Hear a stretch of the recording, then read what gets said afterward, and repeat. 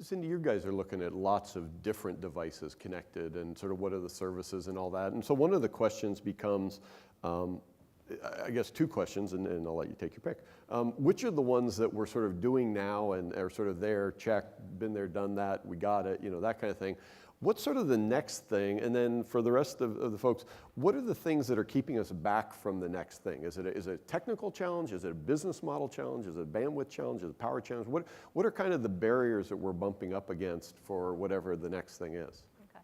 Well, I think I just gave you a huge question. I know, Wander around in that question. for. So let me take that in pieces. So I think the things that we see that are here and now today, first and foremost is obviously automotive. Right. If you look at how many devices are deployed today, roughly 40% of the devices, of MDM devices, are in the automotive space. Right. And if you look at where the big numbers are coming from, it's GM OnStar, it's BMW Assist, and it's all about just the safety and it's the safety and security for the passenger in the car. Yeah. So I think that the first thing that's going to happen is that's going to proliferate to all vehicles, not just for BMW and GM OnStar, but that'll be available in all the vehicles. You know does anyone know what the penetration of that is now across vehicles? I don't. It's been a long time coming. Between the two companies, I think there's about 8 million people on those services today. The second thing that's here and now, which I'm sorry, would still say there's a long way to go in terms of penetration. I mean, 8 million is not a ton in terms of. That's definitely right, just for that basic service. The other service that's here and now today is the connected personal navigation device. So TomTom and Garmin and Best Buy all have devices out in the market today, and they continue to add more value into those devices. So you'll see things like HD traffic and more social networking type content start to be a part of those devices, and I think that will proliferate the adoption of those devices.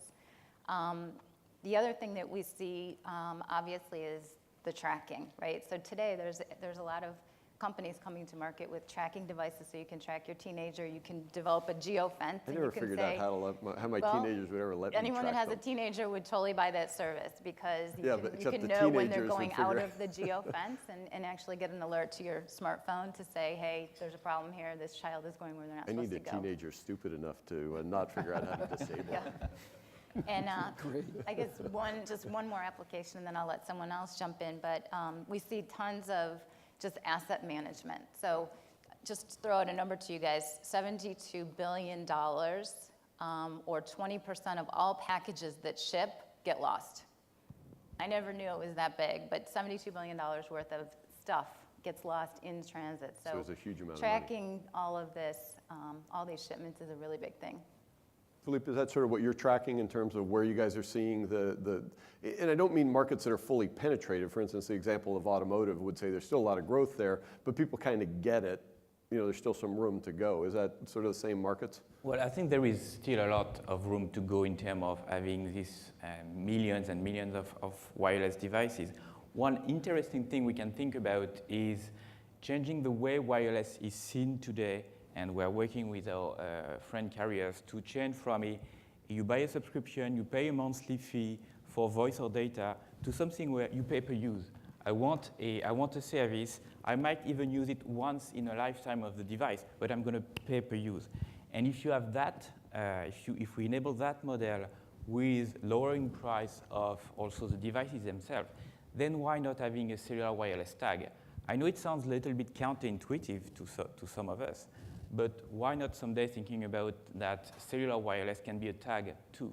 So it's not so much a technology thing, it's a business model. It's how it does. The good news, Philippe, is we have two people on the panel who can make that happen today from the carrier side.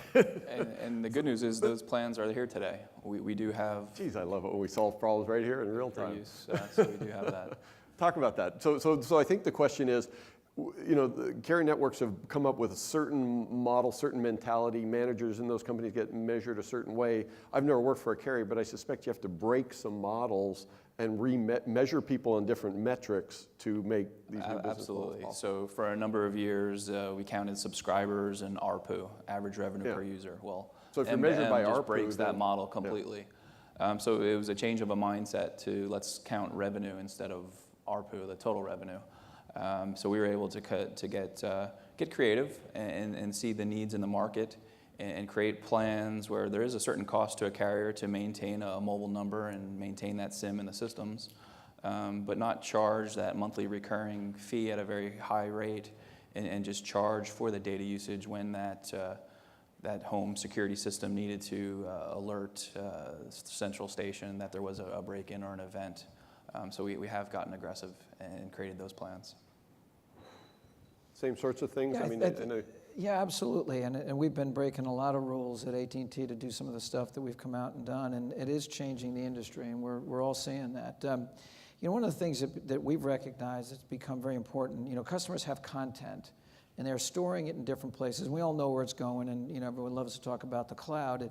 But what we've recognized is that the consumer is going to want to have different choices of how they access pretty much a central group of data, content that they like to have access to and interact with, and location's part of that. And so the choice piece of it is there's got to be multiple devices, and there'll be preferred devices for certain content. You know, for example, you may prefer to read on your Nook, but you can read on your iPad. So you can have the same access to the same information in both, but you have to have choice, and consumers are going to want to have choice in those pieces. The second piece is they're going to have choice on how they connect to those devices connect.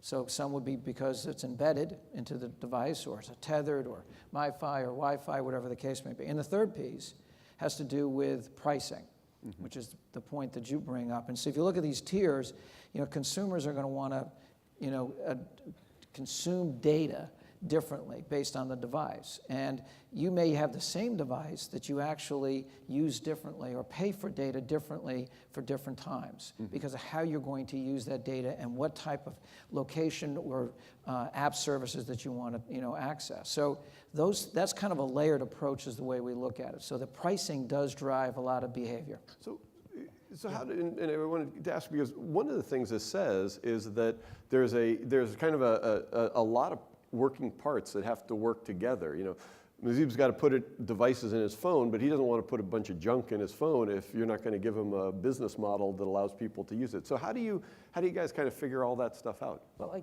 I want to add a couple of things here.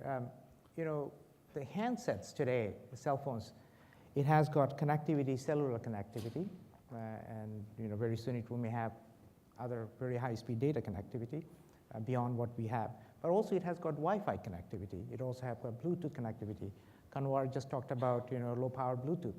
Now, if you look at all of those connectivities, and it could also talk to other devices, you know, 802.11n or something like that already is existent. So basically these devices could connect not only to a carrier like AT&T or T-Mobile or someone else, but also could connect to other alternative service providers. So we talked about browser, for example. Browser is a means to access certain things, right? It's an application layer, and there could be other applications that could be brought in. And those application doesn't have to be embedded into the devices. It could be downloaded. It could be accessed by the end consumer themselves, depending on their situation. So I do believe that these service aspects or the business angle could be looked at in a very different perspective than what we are doing today. And hence, we can come up with a very innovative solutions. Looked at them differently in terms of saying if everything has to go into the wide area network, that's one model, but maybe there are other models of how I'm going to connect to something nearby. Exactly. And do it. Although, you know, I got an iPad and, you know, it's great, except I can't connect it to my iPhone and get connectivity and all those kinds of things. So we're not there yet. So just one thing I was going to add on about the business models is I think where we're headed is that customers are going to want the ability to get information when it's relevant to them. And that's the business model we have to be able to provide. So for example, you know, maybe you don't want to pay for a tracking device for your vehicle or for your child or whatever, but all of a sudden if that car is stolen or that child's missing, you'll pay big time money to get access to that information. And that's what we have the flexibility to provide is kind of event plans in that type of a situation. So you get to San Francisco, maybe you didn't want a P&D, but when you get here and you don't live here, all of a sudden having navigation becomes really important to you, and you'll pay a lot more for it. Yeah, that's a great point, because I think what we're seeing in a couple of areas is that the ability to pay for services when you need them and not necessarily through, you know, a subscription necessarily. And I think that's an important piece of the model that we're developing and would become more prevalent. The other piece of it is I think Cindy makes a terrific point, is from a carrier perspective, is that the industry right now and certain parts of the value chain want to look at a megabyte of transport is that it's the same across the board, no matter what the application is, and that is not the way we look at it. And Cindy's point is very valid in the sense that tracking devices really has value when you need it. It does not going to send a lot of data over the network. So that the megabytes that are used, when you absolutely need to find that person or that tractor or that container, becomes much more valuable at that particular point. So a megabyte is not a megabyte. And that's a really important message when it comes to the business model itself. Yeah. So something I might want also to add from a device side, which I think we still need to enable what I call true smart devices. And these are devices which really collaborate with the network, because we have to recognize that you might not want to allocate the same priority to your iPhone customer than compared to your M2M device. And some M2M device can wait for the right time to send their data. Right. And I think there is a lot of things we can do on that, which would enable, more from a technology point of view, but much more, many more devices to be on networks.